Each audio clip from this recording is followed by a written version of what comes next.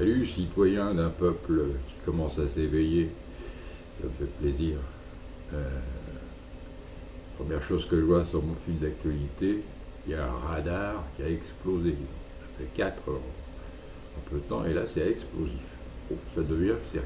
Oh, que les motifs de fâcherie se sont tellement accumulés en 50 ans qu'il y en a qui se fâchent très fort. Bon, c'est plutôt bon signe, hein.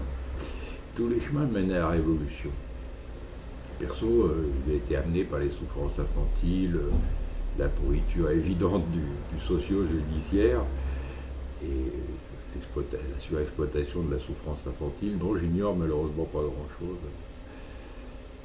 ni dans les causes, ni dans les effets, ni dans les chiffres. Donc, personnellement, j'ai trouvé que rien que pour ça, que l'état de l'enfance en France justifiait largement une révolution, une reprise en main du pouvoir par le peuple. Mais bon, j'ai su, contrairement à la plupart de mes contemporains, dépasser l'objectif désigné, quoi, des robes noires. Ah, c'est les robes noires. Non, non, si, les robes noires, c'est pas le pouvoir, c'est au-dessus encore. Regardez plus haut, madame. Ah, t'as des cervicales coincées. Ah, c'est dommage. Bon, moi j'ai regardé plus haut, donc ça, je sais d'où ça vient. Et c'est bizarre, mais les gens qui crament les écotaxes, les portiques, ils sont très fâchés aussi, et eux aussi trouvent que c'est un motif de révolution. Et puis tout le monde trouve son petit motif de révolution, et en fait tout le monde a raison. Quel que soit le chemin que vous prenez, euh, en fait, on est dans un état lamentable par des gens qui veulent nous faire devenir grecs, voire syriens, si j'en juge par les provocations ethniques qu'ils sont en train de faire de partout. Et, voilà, on a tous le même. En fait, la base de notre problématique est la même, quoi. Donc, choisissez votre motif de révolution, ça ne me dérange pas, hein. La seule chose qui m'emmerderait, c'est que vous soyez assez con pour une fois de plus vous laisser récupérer par des partis ou des groupes de puissance, de pouvoir qui manipulent à droite, à gauche, dans l'ombre, la violence pour les autres. Vous voyez, c'est des gens relativement lâches physiquement, mais pour mettre de la violence dans les rues, ils savent très bien faire. La violence indirecte, c'est où ils se mouillent pas, quoi. Ils peuvent payer n'importe qui pour aller taper sur n'importe qui et faire du conflit. Eux, ils sont toujours au chaud derrière leur bureau de conseil d'administration. Donc c'est plutôt à ces gens-là qu'il va falloir s'en prendre plutôt au clampin d'en face, qu'il soit en bleu ou en civil. C'est jamais que les bras de l'hydre. L'hydre a plusieurs têtes, mais tant qu'on les aura pas toutes tranchées, on aura les mêmes causes et les mêmes effets. Ce sera la misère, ce sera la guerre civile, les provocations, l'islamophobie organisée. Je mords de rire, je vois, mais alors, les ficelles de la télé, on les connaît, quoi. Donc les gens, malheureusement, ils s'informent qu'à la fenêtre à con, quoi. Ils vont pas sur Internet, ils vérifient pas, ils sortent pas de chez eux pour voir avec la vie comment elle se passe en vrai. Alors on leur dit, oh, il y a plein d'insécurité dans tel quartier. Oh, heureusement qu'il y en a à l'État pour vous protéger. L'État, il donne un peu d'oseille à quelques corrompus, avec le pognon des avec les pognons des victimes, et ça repart comme en 14. L'État, il a besoin de la délinquance, il la crée s'il n'en a pas assez. L'État, il crée la violence, il crée les attentats terroristes, il a les moyens de le faire et de savoir que la plupart de nous, c'est un peu con pour un détonateur, on ne saurait pas s'en servir. Vous voyez. Donc, eux, ils savent. Donc, bon, ils trouvent toujours des méchants sur qui il faut focaliser l'attention, quoi. Ah, ah, ah, le danger islam en France, oh là là, le danger raciste remonte là. C'est un truc qu'ils ont organisé eux-mêmes, c'est eux qui ont la presse. Alors, la presse a sali l'honneur, l'amour-propre ou je sais quoi de quelques personnages. Alors, l'opinion publique aussi d'ailleurs. Et alors on a la réaction offusquée, ah oui, non mais alors là, non, c'est pas bien là. On tombe dans le racisme qui nous rappelle les heures les plus sombres de notre histoire. Donc ils font le non-événement, ils font un buzz sur le non-événement, et manipule l'opinion comme ça, quoi. En fait, personne n'en a rien à foutre du racisme en France, mais bon, ça fait parler. Là, quand on ne peut pas parler du féminisme, on parle du féminisme raciste. Ouais, c'est bien. À côté de ça, on donne la parole à des purs tarés, quoi, qui nous disent que, par exemple, que Israël, c'est l'armée la plus merveilleuse et la plus démocratique du monde. C'est un grand bonheur. Je suis sûr que les enfants gazés et les enfants brûlés au phosphore, ils vont être du même avis, hein, j'en suis persuadé. Les mères qui accouchent de monstres avec l'uranium appauvri, elles vont se dire que c'est très démocratique aussi, quoi. Faut arrêter de nous berlurer, de nous prendre pour des cons. La fenêtre à cons, faut la fermer, les gens. Faut pas laisser des gens comme ça atteindre votre cerveau, quoi. Même pas le paillasson de votre cerveau, quoi. C'est de la pourriture en barre. Faut pas laisser ça vous manipuler, quoi. Faut vous informer sur Internet et faire autre chose, quoi. Voilà. Donc, on va continuer cette gentille révolution. J'espère que tout le monde est bien motivé et se motivera de plus en plus, parce que bon, c'est toujours pareil, le courage des uns entraînera le courage des autres. Il y a un effet de suivant. Parce qu'en fait, ceux qui nous dirigent, non contents de nous avoir mis proche de la Grèce au niveau de la précarité du peuple, sont plutôt en train d'essayer de nous rendre syriens maintenant. Vous voyez, si on les bouscule un peu trop dans leur timing, bon, ils vont accélérer le processus et vont nous fabriquer une petite guerre ethnique comme ils savent le faire. Ils ont foutu la merde partout dans le monde, c'est toujours les mêmes qu'on retrouve à la base. C'est toujours les mêmes manips, quoi. Bon, voilà, la guerre ici, la guerre là, la guerre ethnique. Des gens qui vivaient en parfaite harmonie, sans souci, du jour au lendemain, ils sont très tripes. Bon, on sait d'où ça vient, que c'est tellement flagrant que bon, c'est des arnaques. Plus c'est gros, plus ça passe. Mais bon, ça passe dans la tête des cons. Mais il y a quand même des gens autour de vous qui peuvent vous instruire, vous dire, non, attends, déjà en 39, en machin, en bidule, en 72, ils ont fait ça, c'est le même plan, c'est la même stratégie. Et ne tombez pas dans le panneau. Mais si vous regardez que la fenêtre à con, c'est sûr que vous êtes mal. Si vous mettez tous vos neurones dans votre zapette, on va pas aller loin, les mecs. Donc révolution, surtout tenez-vous à l'écart des partis, des machins, des trucs comme ça. Faites ce que vous estimez faire en votre âme et conscience. Mais nous, l'intérêt, c'est l'intérêt du peuple, notre intérêt de citoyen, c'est d'éradiquer toute l'oligarchie en place, hein, qu'elle soit nationale ou internationale, les deux d'ailleurs, en dehors. De virer tous les politiques corrompus, et ça, bon, depuis 50 piges, ils se sont accumulés, donc plutôt on les virera, plutôt on y ira.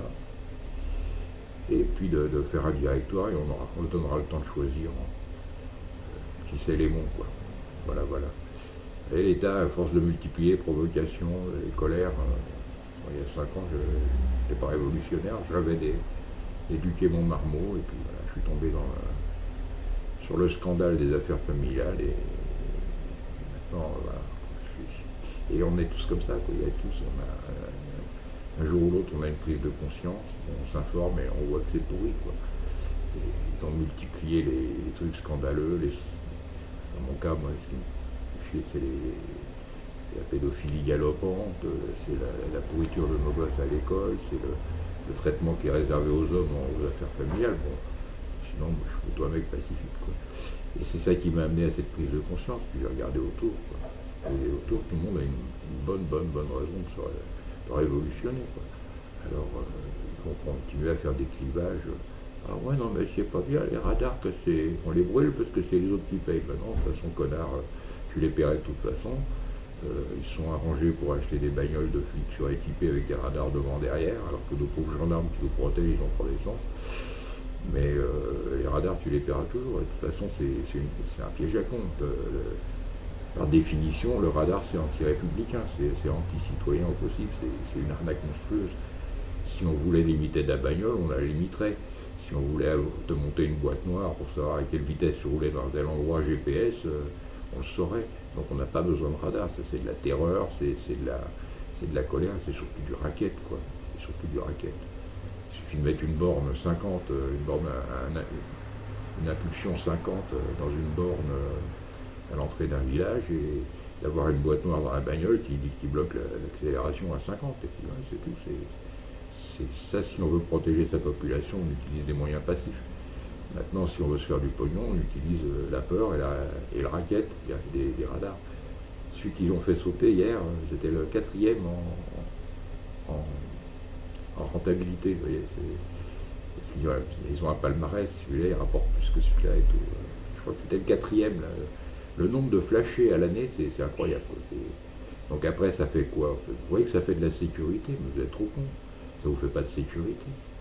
À un moment ou à un autre, il y a un type qui vraiment à 3 km près perd un point. Il est commercial, il est machin, il voyage beaucoup.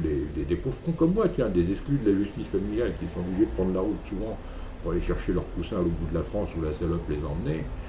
Il y en a des milliers. Donc les mecs qui font des 1000 km et des trucs comme ça. Donc évidemment, on multiplie le risque de se faire choper au radar.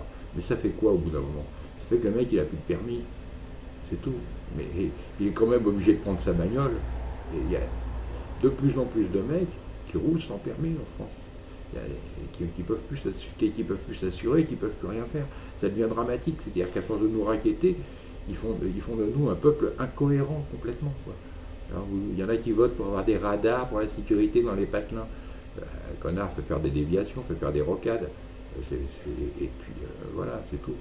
Et puis garde tes gosses chez toi, surveille-les, ils se feront pas écraser déjà. Et au lieu de regarder la téloche ou bourrer la grosse, et ben, tu surveilles tes gosses, ils se feront pas écraser à 50 à l'heure. Et puis on fait un peuple complètement dégénéré avec des. C'est plus jouable, ils font des règles tellement truquées. Le Monopoly est tellement truqué maintenant que c'est plus tolérable. Il y a de plus en plus de gens qui sortent du système d'une manière ou d'une autre, même des gens respectables et qui conduisent sans permis, sans assurance, parce qu'ils ne peuvent plus faire autrement.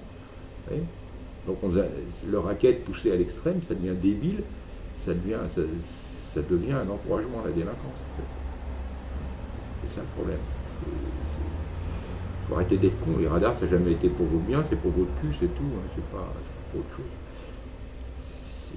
Si on avait voulu que les gens ne se cassent pas la gueule en bagnole à plus de 110, on aurait limité par les constructeurs à 110 km/h. En Allemagne, il n'y a pas de radar, les mecs ils sont pas morts, hein, ils conduisent toujours.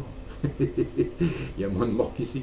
Il faut arrêter de croire la fenêtre à con. Quoi. C'est que de la manip, c'est vos sous qu'on veut, c'est vos culs qu'on veut. Voilà. Là, je regardais un petit truc sympa ce matin, une petite info comme ça au passage, hein, pas pour faire un film là-dessus.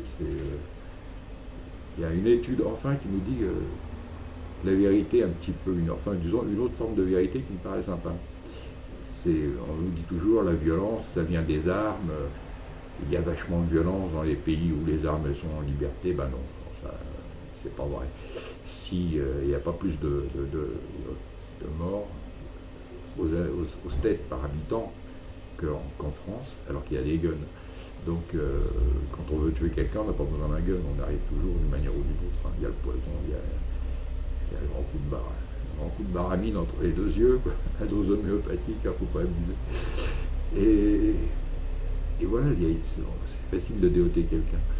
Donc la violence, elle a d'autres causes, elle a des causes sociales, c'est pas l'arme qui fait la violence, c'est le mec qui la tire. Et aux États-Unis, ils ont fait une étude, et puis même, je crois qu'ils l'ont fait à travers le monde, en mettant en corrélation le nombre de morts, à partir de quelle époque ça s'est produit. Et il y en a toujours eu des tueurs, mais il y a un boom à partir de 1970. À partir du moment où on a mis les molécules des traitements pour des camisoles chimiques qu'on met à des pauvres mecs, quoi, comme on faisait pour les soigner, on les gros de cachetons. Et il est évident qu'au bout de 6 mois, l'organisme, ça prend plus, quoi, le système, et au contraire, ça fait des incitations. Quoi. Donc ils mettent très clairement quelques psychotropes en cause, quoi. En fait, on fabrique du taré. On fabrique du taré, du tueur, pour vendre des médicaments, quoi, en gros. Quand on les manipule pas, quand on prend pas un pauvre taré, qu'on s'appelle FBI, qu'on manipule pas un pauvre taré pour en faire un tueur, histoire d'avoir des meilleurs budgets, ou histoire de faire porter le chapeau au barbu, quoi. Voilà. Donc c'est très amusant de tous ces braves gens qui disent ah ouais, si on avait des armes, ce serait la tuerie en France. Non, non. Quand tu as un gun, tu le sors que quand tu es déterminé, parce que tu sais que le mec en face, il en a aussi, peut t'en coller une entre les deux yeux, donc ça calme en général. Par contre, quand quand on remplacera la carte d'électeur à la con par un gun, le peuple sera certainement plus entendu qu'il l'est actuellement. Puis on évitera de nous mettre des saloperies dans l'eau, dans l'air, dans la bouffe de nos gosses, dans les médocs. On nous respectera un peu plus, parce qu'un citoyen armé, c'est un citoyen. Quand il n'a pas d'armes, c'est plus un citoyen, c'est un serf. Il peut faire n'importe quoi. Manteau, n'importe quoi. Donc c'est un serf. Vous n'êtes plus des citoyens, vous êtes des serfs. Et il faut le savoir, il faut en être conscient. Voilà, voilà.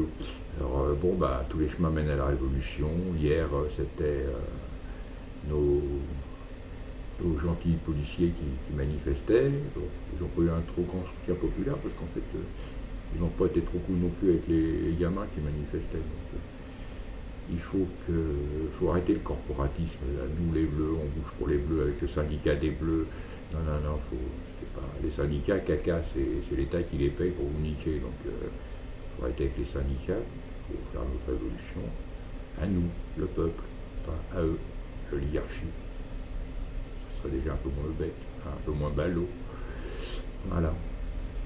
Donc tous les chemins mènent à la révolution. Il y a cette TE, mais tous les chemins mènent à la dictature aussi. Hier, il y a un Gus qui s'est fait arrêter parce qu'il roulait avec une bagnole marquée Hollande d'émission. Je ne vois pas en quoi il n'aurait pas le droit de mettre ça sur sa bagnole s'il le pense. Mais là, il s'est fait arrêter, confisquer la bagnole. Enfin, ça fait du people aussi. Les gens aiment bien faire de la diversion. Pendant qu'on parle de ça, on ne parle pas des choses sérieuses. Vous voyez. Et il y a des choses sérieuses qui mettent l'espèce humaine en danger. Et ça, on n'en parle pas, parce qu'on se cache derrière le social, là, le bouffon chevelu qui nous fait la promotion de ça, les trucs comme ça, ça dilue l'attention du public sur les choses sérieuses. Voilà. Il faut être un peu lucide, les gens. Il faut arrêter faut commencer à faire la révolution par quelque chemin qu'elle arrive. Moi, je l'attends de tous mes voeux, parce que je ne vois pas nos gosses avoir un quelconque avenir dans un univers dirigé par ces bâtards, ces enculés-là. Je vois aucun avenir pour eux. C'est déjà 20-30 ans de régression que je vois, mais vraiment physique et psychologique. Et il faut que ça s'arrête au bout d'un moment, c'est plus viable. Quand il y a trop de régression, c'est plus de l'humanité, c'est de l'élevage de bactéries, c'est de l'élevage de poulets, mais c'est plus de l'humanité. Donc il faut que ça s'arrête maintenant, il faut que ça s'arrête vite, qu'on mette la machine France en route. Et amusez-vous bien, révolutionnez dans tous les sens, et pour n'importe quelle cause, elles sont toutes bonnes. Il faut virer les oligarques, il faut virer les banquiers, il faut virer les politiciens corrompus. Et il n'y a que ça à faire, de toute façon, on ne va jamais la paix autrement. Il faut reprendre la direction des médias, il faut reprendre la direction de tout ça, il faut arrêter de subventionner des torches-culs. Libération, des conneries comme ça, il faut arrêter, c'est notre pognon pour nous rendre compte, donc il faut arrêter de payer des bouffonneries pareilles, il faut reprendre contrôle de la presse, c'est nous le peuple, nous on est les rois, on est 65 millions, eux ils sont 3000 ou 100 000 à nous briser les burnes, il ne faut pas se les tolérer longtemps les parasites, là, faut virer tout ça. Allez. Voilà, bonne révolution les gens, et puis bonne journée, et puis j'espère que je reviendrai à vous avec encore plein de bonnes nouvelles, plein de beaux petits scandales, plein de belles petites actions révolutionnaires. Bravo, bravo, continuez comme ça commence à me plaire la France. Ciao, ciao.